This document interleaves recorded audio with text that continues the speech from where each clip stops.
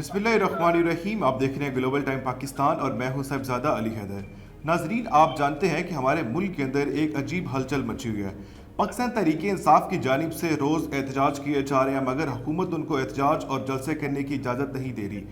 जैसा कि आप जानते हैं कि डी चौक के अंदर आज भी पाकिस्तान तहरीक इंसाफ की जानिब से एहतजाज किया जा रहा है, मगर हुकूमत ने इस्लामाबाद को कंटेनर्स लगाकर तमाम दाखिली रास्ते बंद कर दिए। और दूसरी जानिब सुप्रीम कोर्ट के अंदर भी कुर्सी की जंग लड़ी जा रही है। तो इन सब डिस्कस करने के लिए इन सब चीज़ों को हमें ज्वाइन किया है एडवोकेट कौमी असम्बली पाकिस्तान मुस्लिम लीग नून डॉक्टर शेजरा मनसब। मैम, बहुत बहुत शुक्रिया आपका वक्त देने के लिए। मैम, आवाज़ आ रही है आपको? मैम, पाकिस्तान तहरीक इंसाफ की जानिब से आज डी चौक में एहतजाज किया जा रहा है। उनका मंशूर ये है, उनका कहना है कि ये एहतजाज अदलिया बचाओ और आइन की हिफाजत के लिए है।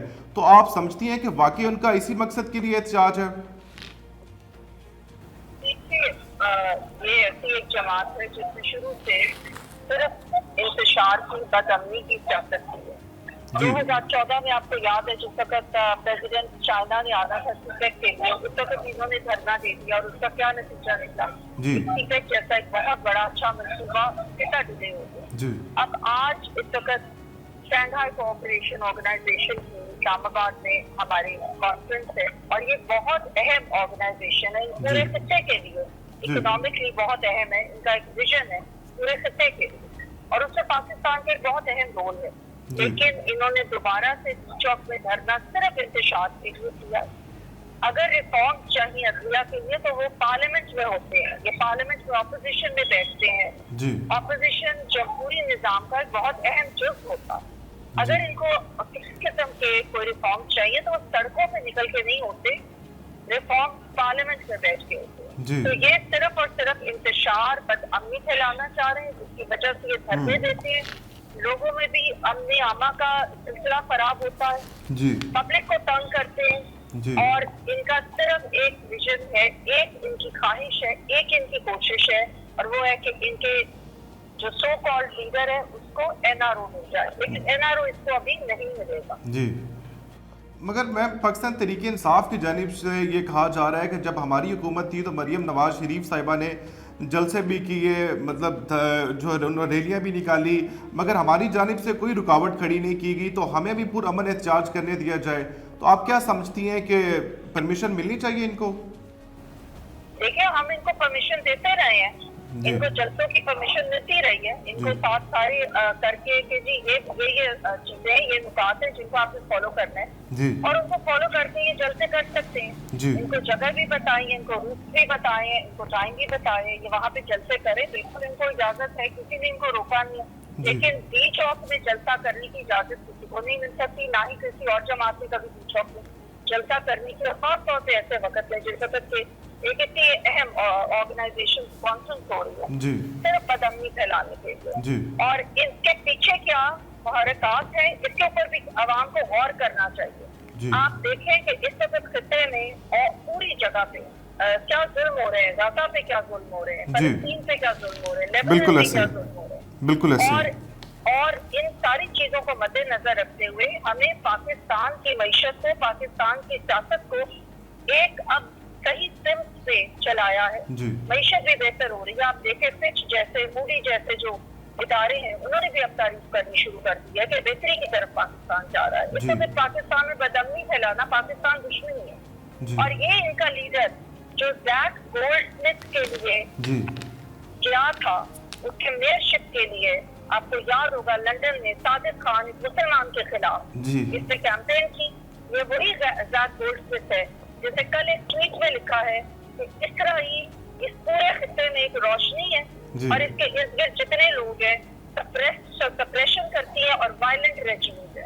और वो सारे कौन है? वो मुसलमान लोग हैं जिनके बारे में जैक गोल्डस्मिथ ने ये लिखा। तो हमें देखना चाहिए कि आखिर इस शख्स के पीछे कौन है जो कि पाकिस्तान में बार बार इंतशार लाने की कोशिश करता है। तो मैम, हुकूमत आईनी तरमीम क्यों करना चाह रही है? क्या काजी फायद ईसा को एक्सटेंशन देना चाह रहे हैं आप लोग?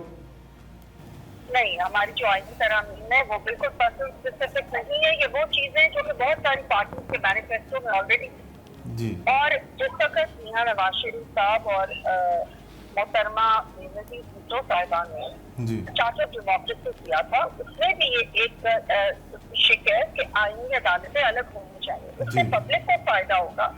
जो आम आवाम है जिनके के मुकदमे कई कई साल पड़े रह जाते हैं, जी उनके लोग बेचारे जेलों में पड़े रह जाते हैं जी। और उनके पैसे नहीं होते, जबकि यहाँ पे सियासी फैसले सियासी मसलों में अदालतें ऊंची रहती हैं। जी तो कॉन्स्टिट्यूशन कोर्ट बनाना मैं समझती हूँ पब्लिक के लिए बहुत अच्छी चीज होगी। और जुडिशरी में रिफॉर्म्स लाना हर पार्टी के मैनिफेस्टो में होता, जी तो उस हिसाब से हम कर रहे हैं। इसमें कोई किसी एक शख्स के लिए या किसी एक चीज के लिए हम नहीं कर रहे, ना ही हमें कोई ये किसी और पार्टी के लिए है। जैसे सहूलत कार्ड जजेस हमें मिलेंगे, सहूलत कार्ड जजेस किसी और के लिए थी, गुप्त सीओ किसी और के लिए होता था। जी। हमें इसकी कोई ख्वाहिश नहीं है, ना जरूरत।